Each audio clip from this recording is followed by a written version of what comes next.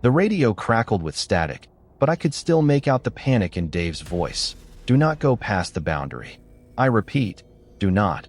But I was already sprinting through the undergrowth, heart jackhammering, flashlight jittering across ancient pines. I didn't care that the clouds were swallowing the moonlight, that branches clawed hungrily at my sleeves, or that some sickly sweet smell was thickening the night air. I had heard her scream a sound no one could fake. I broke the rule, the most important one, without even thinking. You probably imagine Yosemite verdant valleys, waterfalls in the dawn, families snapping selfies by Half Dome. That's what we post about online. But there's another Yosemite, one you can't map or buy a ticket to, the one that comes alive after sunset. That's the park I work in. That's the one with rules. Just before the treeline thinned out, another burst of static hissed at my pocket. Turn back, Dave pleaded, barely a whisper, like someone was listening in. My lungs felt crushed, legs burning.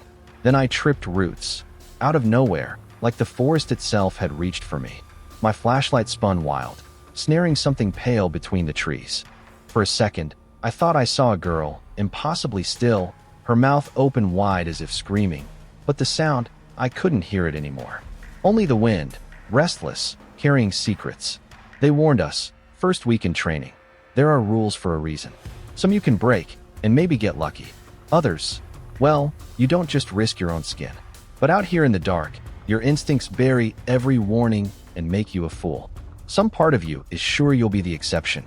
I wish I could say I was a hero or that breaking the rules saved her. I can't. I can only warn you. Before you visit Yosemite, you need to hear this. My first Monday at Yosemite was everything you'd expect: awkward icebreakers over burnt coffee, a roster of safety videos that looked older than the trees themselves, and a sunlit tour from a ranger named Carla who insisted on calling everyone Rook. She had a wild laugh and a chipmunk tattoo peeking out from her sleeve. We circled the visitor center, trailed by Steve, the only guy who could make khaki shorts look both official and vaguely threatening. The hours crawled by in that halfway world between nerves and novelty. Lunch break out by the El Capitan trailhead. Steve grinned between bites of PB&J. You'll fit right in if you learn the rules, he said, tugging playfully at my radio. Carla snorted and rolled her eyes. Don't scare him. Not yet anyway. She winked, but her voice lingered just a second too long on the word yet. Everyone else laughed, but Steve just watched me, and, in that instant, he was all sharp edges. That's when Chief Ranger Moriarty showed up, a living cryptid in mirrored sunglasses and a Stetson that looked custom-made for apocalypse weather. Follow me. Leave your phones. Confused, we shuffled after him, past the friendly bustle, into a service building behind the station, hushed and cold, fluorescent lights flickering like they had secrets, too. Inside, the door clicked shut and Moriarty set a battered red folder on the table. All right, Rooks, listen close. This is not to leave this room, or your job here ends. Permanently. His voice went gravel deep. He flipped open the folder. A single page typed, faded, rules numbered in black pen. The list. Rule 1. Don't enter the North Woods after dusk. Rule 3. Ignore the old man who asked for the time. Every ranger heard of him, but no one would explain why. Rule 7. Always answer the radio, even when no one's calling. Others scrawled in the margins, some totally blacked out. After each, a pause, a charged silence like he was daring us to laugh. We'll talk about the worst one later, he said, folding the paper. For now, welcome to the family. That night in park housing, the wind moaned differently. Something brushed against my window at 2 a.m. I told myself it was the trees, but it sounded almost deliberate. You've all heard of leave no trace, right? Don't feed the wildlife. Pack out your trash. Keep a safe distance from bears. Those are the rules for tourists, for sunny afternoons and classroom presentations. The list is different. The list is for us, the ones who stay after dark, the ones whose radios squawk long after the last car leaves the lot. Rule 1 sounds almost normal until you realize what it means. 1. Never enter the North Woods after dusk. Supposedly, that patch of forest isn't special, no rare animals, no delicate moss. But Dave, who's been here 20 years, refuses to step foot past boundary marker 9. Last time I did, he confessed once, I lost 3 hours. Found myself on the other side of Merced River, pockets full of pine needles, shoes missing, didn't remember getting wet. The scariest thing wasn't the time he lost, it was the time he got back. 2. If you hear a baby crying after sunset, do not investigate. Yeah, that one got me too. I scoffed the first time. But Carla saw my face, shook her head. Locals say it's something that mimics. Doesn't just want company, it wants your name. There's a missing hiker's shoe still nailed to the rec hall wall, a reminder. It's child-sized. 3. Trust your map, never your memory. Especially on trails you've walked alone. Sounds like a drunk safety tip, right? But Steve claims he once spent the better part of a night looping the same stretch of missed trail. The stones started spelling out words. At first, I thought, nah, but after the 5th hour, I read my own name. That's when I ran. 4. Avoid trails that move. Laugh all you want, but sooner or later everyone finds a path that's not where the map says. The newbies always think it's just bad data or a trick of the light. I thought that myself, till a path behind my bunkhouse led in circles, coming out 15 feet from where I started, but all my footprints were gone. 5. Never speak to the man who appears at second sunrise. If you see him, face away and count to 30. What's second sunrise? Once in a blue moon, the sky will go lavender in the middle of the night. The trees cast long shadows, and it looks like sunrise but wrong, off by hours. The man stands perfectly still at the meadow's edge, hat brim shadowing his face. No one who's spoken to him is still here. Some rules are even weirder, written in jagged ballpoint in the margins. 6. Take down the flag before midnight. 7. Always answer the radio, even if you hear only breathing. 8. If the swing at Lower Falls is moving and the air is still, leave the area immediately. We joke about some of these, nervously, like they're campfire stories meant to haze the rookies. But there's a tension when certain ones come up. No one will explain Rule 13. Ever. There are rules I'm not even allowed to share. Not openly. But you need to know the rest, because they're not suggestions, they're survival tips. For every silly-sounding one, there's a story behind it, a scar that won't fade. The list isn't written for the living. It's written for those who know what listens out there, just beyond the tree line. And once you've read it, you can never unknow it. The first time someone broke the rules, we thought it was funny. We stopped laughing by morning. It happened during a night shift slow enough to make you question your life choices. 2 a.m. in the ranger station is all cold coffee, bad cable TV reruns, and the popcorn machine that technically hasn't worked in years but still sits stubborn as a tombstone by the window. The never leave food on the table after 1:11 a.m. rule was always the one we joked about. Carla, with her sweet tooth and zero respect for hocus pocus, left a half-eaten donut and an open pack of chips right in the center of the kitchen table. She held up her phone for proof. 1:13 a.m. Guess I'm getting sacrificed tonight, she declared, grinning. Steve howled with laughter, and even I rolled my eyes. In the absence of ghosts and cryptids, cynicism is king. Carla curled up in a battered armchair, dozed off with sprinkles on her chin. Because rules are just words until something happens. But that night, I couldn't sleep. A pressure, an itch beneath the skin, kept me up. Around 3 o'clock, when only the fridge made a sound, I thought I heard a door creak downstairs, a sigh too deliberate for wind. I peeked into the hallway, heart thudding. Everything seemed normal. I told myself it was just the pipes. Morning light always feels like an exorcism, banishing the shivers with golden rays. But that next dawn, the kitchen was off. Chips scattered, that donut missing a bite, leaving crumbs shaped almost like initials. But what made my stomach twist was the table. There, scratched deep into pine, were the words, "Thank you." The letters were ragged and uneven, dug so deep they almost pierced the wood. Carla's jaw slackened, all the sarcasm gone. "Did you do that?" she asked, voice small. Before any of us could reply, Steve leaned in, fingers grazing the gouges. They weren't here last night. On the floor, dots of mud. No, not mud. Something darker trailed away from the table to the back door, which hung open an inch. We stared at the marks. Prints, almost like paw pads, but too narrow, too elongated, and five-toed. I'd seen bobcat sign 1,000 times, but these belonged in a nightmare. Must have been a raccoon, I joked, my laugh brittle as glass. No one joined in. Carla forced a smile, but her hands trembled as she wiped up crumbs. "I'm sure it's nothing. Some prank, right?" Her eyes scanned all of us, desperate for agreement. But the quiet was like ice. All around the station, things felt subtly wrong. Chairs askew, the air carrying a sour, sweet musk. And all day, I caught Carla glancing at the clock, as if that number 111 suddenly meant the world. We never found footage. The security camera by the kitchen had fuzzed out, just a static glitch from 108 to 123. By normal standards, none of it made sense. By the rules, the answer was clear. Senior Ranger Moriarty showed up without knocking, eyes hidden behind the mirrored sunglasses he wore even on cloudy days. He didn't even greet us, just said, grim as judgment, "There's something you have to see." That was the moment when we stopped pretending. The list was real, and we weren't laughing anymore. If you stick around Yosemite long enough, you learn every patch of pine hides a story, most of them only whispered after sunset, after the radios go quiet, over beers at the old Ranger rec room. That's when the lore comes out, trading hands in half-truths and haunted looks. After the donut incident, no one slept easily. Next shift, Moriarty called a staff meeting, no sign-in sheets, no notes, no phones. Steve brought a six-pack, but nobody touched it. We'd been inducted. Now, we'd get to hear the real stories.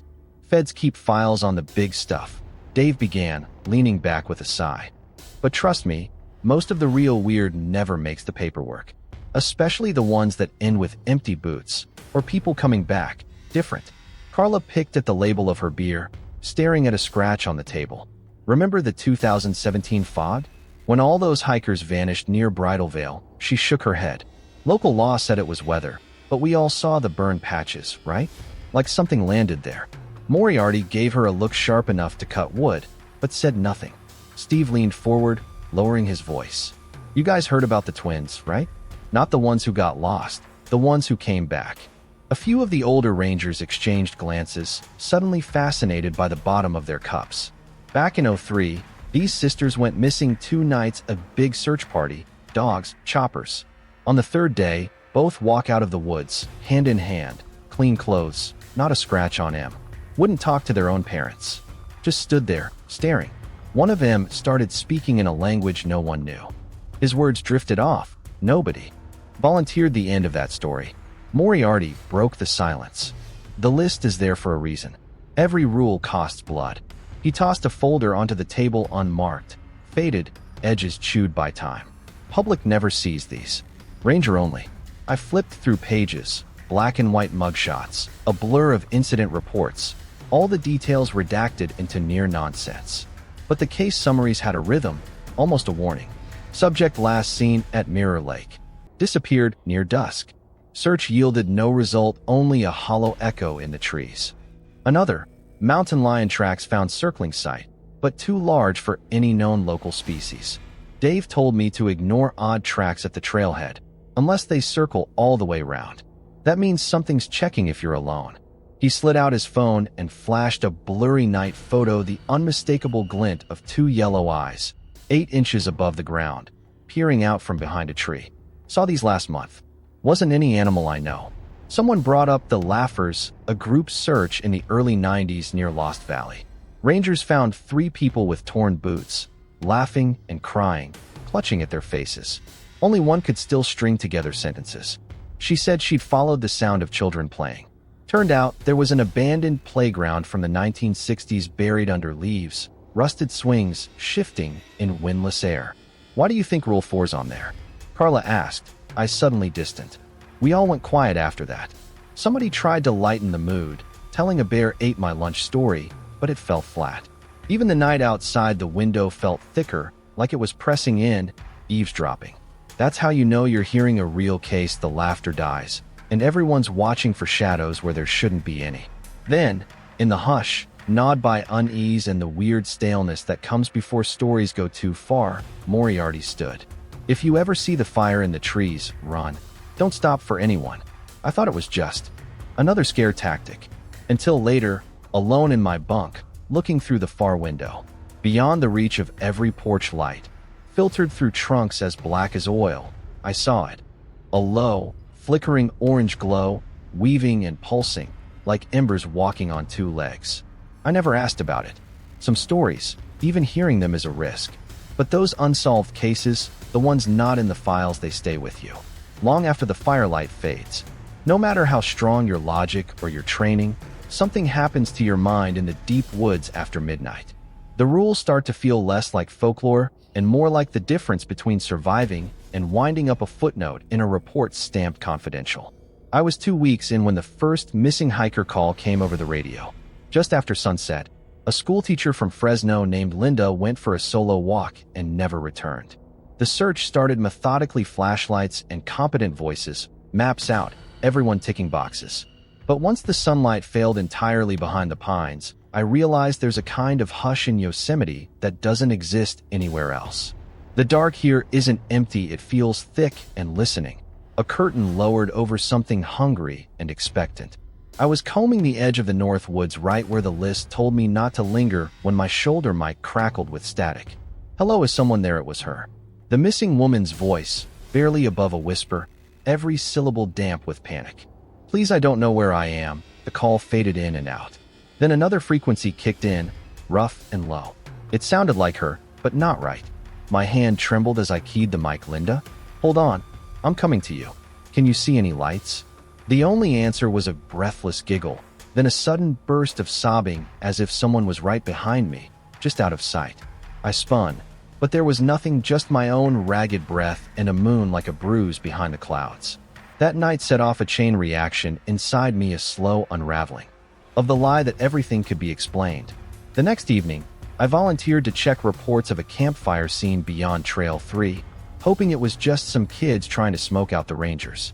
Instead, I followed flickers through the pines for what felt like minutes, maybe an hour. I found nothing but a circle of blackened stones that smelled of burned sage. My boots crunched over bones so small, I thought at first they were bird remains, until I realized the odd length, almost like little hands. I turned to head back, but couldn't find the path. I circled for what felt like forever, the beam of my flashlight shrinking as my nerves frayed. My radio hissed with static. An unfamiliar voice, faint and broken, said, "Bring it back. It doesn't belong here." I can't name which direction it came from, and the words made no sense, but the deeper I pushed, the older the air felt, like I was walking backward into a place the sun hadn't touched in years. By the time I stumbled into the main trail, my watch told me nearly 3 hours had passed. I remembered every step, but the park camera system only caught me disappearing off Trail 3 and then reappearing out of nowhere. No footage in between. I swore I heard someone laughing just behind the trees, but when I told Dave the next morning, he only looked at me with that heavy sadness you get from knowing more than you want. He gave me his advice in a tired mutter. If your shadow starts looking at you, don't let it follow. And if you hear someone calling your name twice, don't answer the second time. That sounded crazy, but after my own brush with the impossible, I started to listen. After that, it became a sick sort of pattern, glimpses of movement out of the corner of my eye, a face at the edge of the camp before dawn, always gone when I looked straight at it. Once, in the far field, I saw a shape crouched low and bare-skinned under the twisted cedars, moving like a spider. For a split second, I thought it was a wounded hiker until the thing climbed, jointless and grinning, all the way up the trunk and vanished among the branches. Other rangers had stories too, but no one wanted to trade specifics. Carla started wearing her backpack indoors, just in case. Steve taped a cross to his locker and stopped walking alone after dark. We heard the same rumor, passed down in those sleepless lounges. Some things that disappeared come back different. Not quite right. Not always alone. Curiosity is a hunter in places like Yosemite. It gets you killed or worse. Rules keep you living. By the end of that week, I realized rules had become my religion and fear my prayer. This is when I started to believe in the rules and to fear what I didn't know more than anything I could explain. The ink was still wet. This wasn't a prank. At 4:10 a.m., we were all rousted from our bunks by the shriek of the emergency radio Moriarty's no-nonsense bark. Everyone to the mess hall, now. The air had the close, electric stink you get before a thunderstorm, though the sky outside was black and clear. Pulse sick with anxiety, I shoved on my boots and shuffled with the others into the harsh light of the hall. There on the old corkboard by the coffee machine hung the list. My eyes took in the familiar lines, but there was something wrong. A fresh sheet had been taped over the rules, still curling at the corners, sharp and white against the old, yellowed parchment beneath. My heart hammered. The new lines weren't quite like the others. the handwriting jagged and angry, as though written by someone forcing their hand to obey. One line, a chilling instruction spliced between the others in blood-red ink, jumped out. Do not answer the door if someone you know knocks after midnight. They are not here for you. The radio squawked again, a hiss of static and a wordless, desperate moan. Carla swore under her breath. Steve mouthed the words aloud, as if saying them might make them less real. But that wasn't the worst. The board, where we kept all our Ranger roster, names written in fat Sharpie, checked off for every shift, for every morning roll call, was wrong. 3 names, ones we'd read every day, were gone. Not crossed out, not erased. Gone, as though the people had never worked here at all. Where's Jen's name? Carla whispered, voice brittle. Dave scrolled through his phone, thumbs shaking, muttering, "This is a joke, right?" Steve pointed at his locker, at the sticker Jen had painted, a sunburst and her initials. Still there, but no one could find her on last week's schedule. It was as if she'd never existed. Moriarty's confidence was cracked open, face pale, a twitch in his jaw. "No one leaves alone," he managed. "Keep to your bunks. We're officially locked down." He didn't meet anyone's eyes as he spoke. We all heard the unspoken addendum. Rules aren't supposed to change. The list had always been sacred. If something was adding to it, that meant we hadn't been following directions well enough. Or worse, that something was watching, correcting us in real time. A new wave of paranoia spread through the building. Steve triple-checked his radio battery. Carla started whispering the rules to herself like a prayer. I found myself rereading every line, looking for changes, half expecting to blink and find my own name gone. Doors rattled in the wind, or maybe not wind. Shadows shifted, and suddenly every noise outside felt calculated, every face inside a potential imposter. We watched each other, jittery and silent, each of us privately gambling that the next change on the list wouldn't erase us, too. There was no comfort in our traditions now, only the rules living, breathing, hungry for mistakes. And we all wondered, if the rules changed once, how many times had they already shifted, erasing things we could no longer remember? You don't talk about Rule 13. You don't even read it aloud. It isn't written in bold. In fact, for most of my time at Yosemite, it wasn't written at all, just a blank space, a skipped number, a deliberate omission. The only evidence of its existence was the chunk of torn paper where another line should have been, and the uncomfortable silence that followed whenever stories drifted too close. Veterans referred to Rule 13 with a nervous kind of humor, like awkward relatives at a family funeral. Every good list needs an unlucky number, Steve would joke, but his eyes always darted away at the mention of towers, even in broad daylight. If you've ever spent any time in a national park, you'll know about the Fire Watch towers, the skeletons of another era, perched on high ground for endless miles of vigilance. Ours was built in the 40s, a hulking, termite-chewed box of history, shuttered and supposedly condemned. Locals still called it Lookout Charlie. The thing about Lookout Charlie was, the stories never agreed.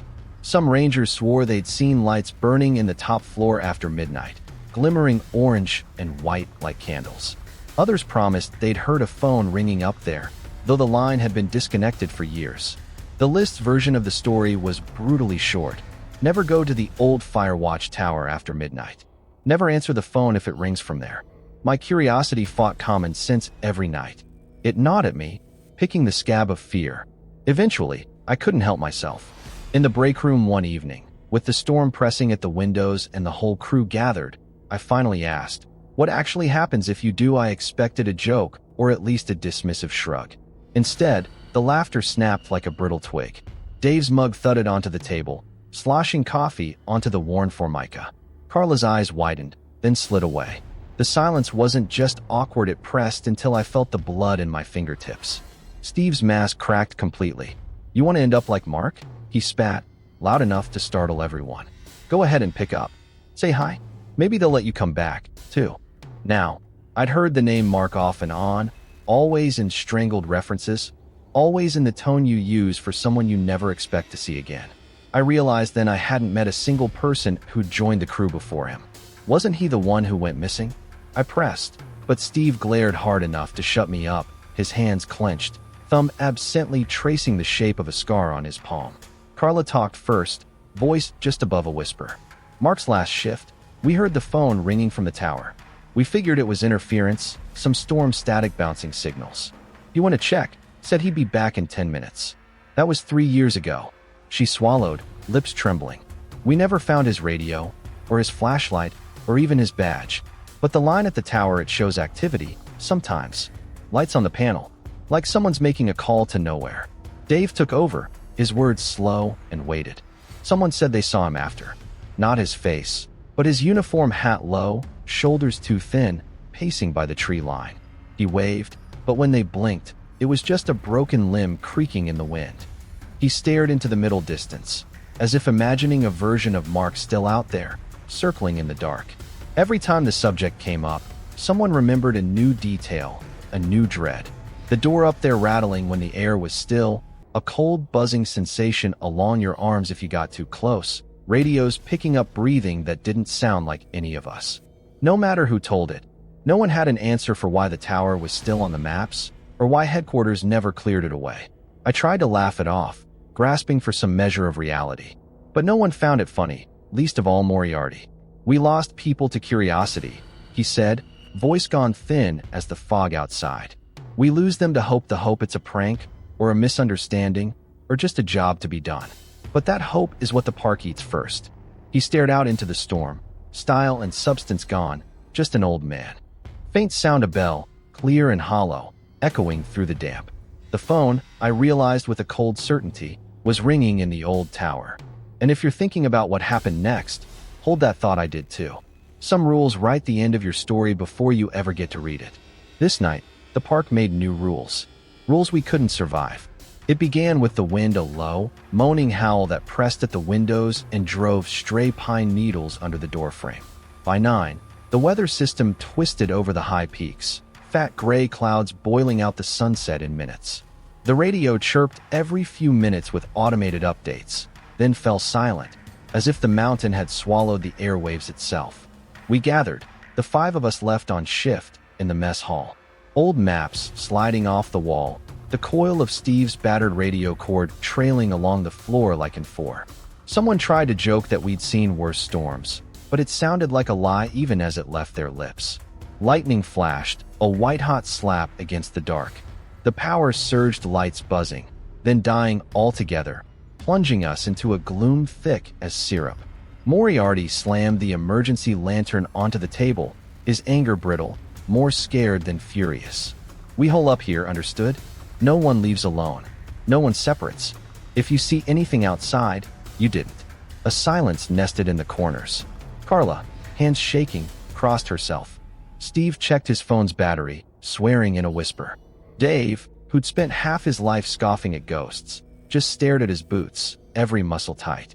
Outside, rain started, not a steady patter, but a jackhammering deluge, a sound that erased footsteps and voices alike.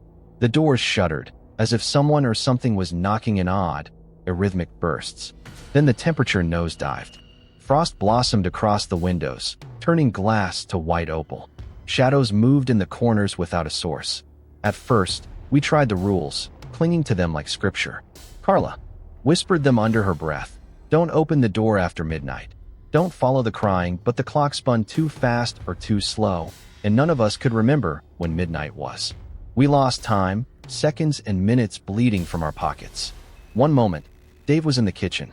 Next, he stood by the main door, dazed, with water running off his sleeves as though he'd been out in the storm. "I saw her," he said, voice raw. "Saw Linda, the missing hiker. She wanted me to open the door." He looked at me, desperate. She talked like my wife. Knew things only Lisa could know. Steve yelled at him. "That's not your wife, and it's not Linda. Forget the voice." Then, lower. "You hear your own name out there, don't answer it." I squeezed my eyes shut, fighting the urge to cry, to laugh, to claw my way out. Maybe we break the rules this once, maybe these rules are what's keeping us here, not saving us. Moriarty turned on me, rage and hurt mingling. "If you want to walk out, do it. But you won't be you when you come back." The lantern flickered, and for a split second, we all saw it. A tall shape pressed against the frosted window, bones showing pale beneath skin, mouth stretched in a smile, too wide for any face. The light dimmed again, the image gone except from our memories. No one spoke.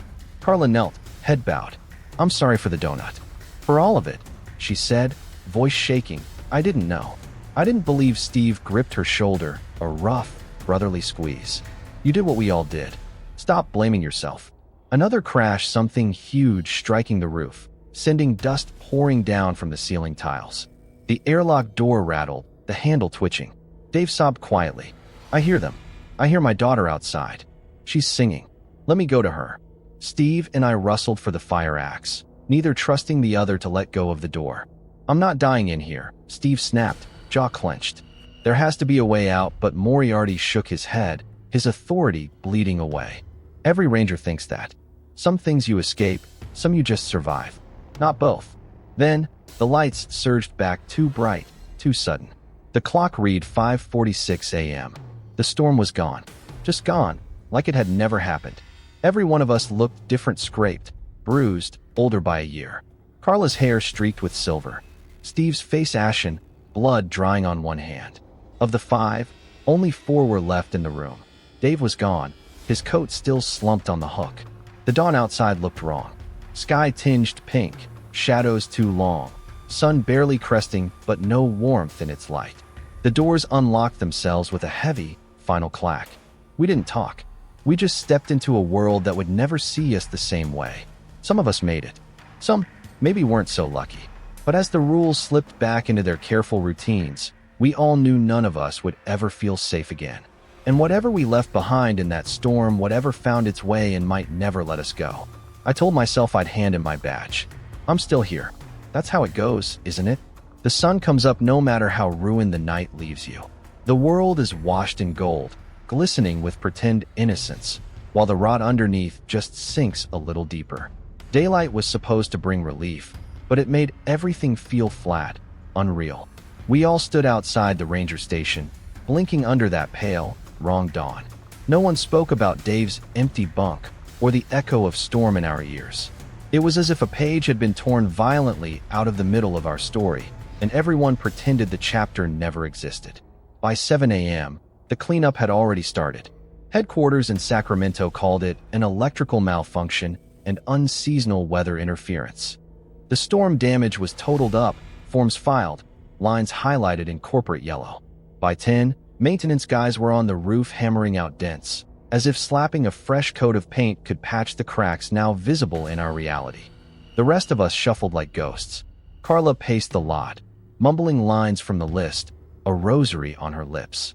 Steve smoked until his hands were raw, every so often glancing at the woods like they might cough up an answer. Moriarty locked himself in the office, emerging only to pin a new page, another version of the list onto the corkboard in the mess hall. The new rules were subtle, more suggestions than commands. Line 17 read, "Don't mention the storm." Rule 21 was just a blank space with a smudge for a title, like a dare for someone desperate enough to read it. Names shuffled again. Dave's was gone, not crossed out, just absent, as if he'd never shared a coffee or hiked a trail. The worst part was how quickly bureaucratic reality set in. A replacement ranger was already on his way. HR talking about the importance of closure. No one in my class wanted closure.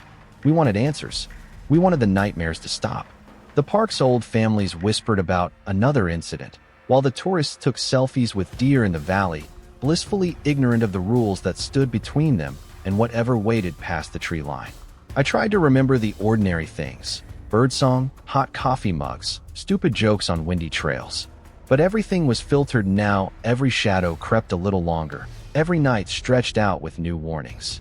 Sometimes I'd find myself staring at the Firewatch Tower, half expecting to see a flicker of light or catch the echo of a telephone bell across the wind. They tell you this is just a job, that these stories are miscommunications or urban legend. They say we're here to protect the park from people. Maybe it's the other way around. Some days, I can almost pretend nothing's changed, that Yosemite is just mountains and rivers and wildlife, and not a knowing, watching thing. But if you've stayed with me this far, I know you can feel it too, the sense there are more stories and worse things in these woods. We lost track of what's real a long time ago. Some rangers left. Others never really came back at all. If you have theories, if you remember Mark or Dave or any of the names that sometimes show up and sometimes don't, let me know in the comments. Maybe together, we can remember the truth before it disappears for good. If you ever visit Yosemite, Remember, the list is longer than they tell you. I used to think the rules were just about keeping the wild things out there from getting in, about marking boundaries between civilization and nature, between what we understand and what we pretend doesn't exist. But I've learned the truth. The rules are there because something is watching the watchers. It's not the park that needs protection from us. It's us who need protection from whatever's old enough and patient enough to write rules in the first place. You might think, after everything, there's comfort in numbers, in shared fear, in knowing I'm not alone. And there is sometimes. Maybe that's why so many of us keep coming back, keep telling stories in hushed voices after midnight, holding on to the hope that if we remember, if we keep each other honest, we'll find the details that the dark tries to erase. Maybe you're part of that circle now too, just by listening this far. But it's not safe here. Not really. Each time someone quits or vanishes, a new line appears on the list. This morning, I found a fresh instruction scribbled in a hand I didn't recognize. Never share all the details. Never tell the whole story. The message was for me and for you. Maybe for anyone who pays too much attention. I want to believe that talking about it is enough, that a comment, a theory, a shared memory can keep the shadow at bay. Maybe the crowd can survive longer than the solitary watcher. Maybe memory is its own kind of rule, a trick that makes us harder to erase. But every so often, when the fog creeps low and the last lights in the station flicker, I hear it. The faint ring of the tower phone echoing across the valley. No one picks up. And I pray that, wherever you are, you never feel the urge to answer. Would you break the rules? If the voice on the other side sounded like someone you loved, if you're reading this, if you remember Mark or Jen or anyone the rules have rewritten, leave a sign. A story. Anything. Because I'll keep sharing for as long as I can.